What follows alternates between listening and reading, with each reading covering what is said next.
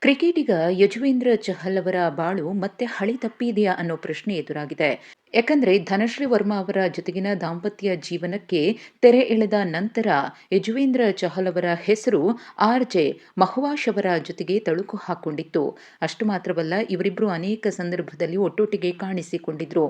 ಅಷ್ಟು ಮಾತ್ರವಲ್ಲ, ಇವರಿಬ್ರು ಕೂಡ ಡೇಟಿಂಗ್ ಮಾಡ್ತಿದ್ದಾರಾ ಅನ್ನೋದ್ರ ಬಗ್ಗೆ ಚರ್ಚೆಗಳು ಶುರುವಾಗಿತ್ತು. ಆದರೆ ಇದೆಲ್ಲದಕ್ಕೂ ಕೂಡ ಸ್ಪಷ್ಟನೆಯನ್ನ ನೀಡಿದ್ದ ಚಹಲ್ ಅವರು ಅದೆಲ್ಲ ಬರೀ ಊಹಾಪೋಹ ಅಂತ ಹೇಳಿದ್ರು.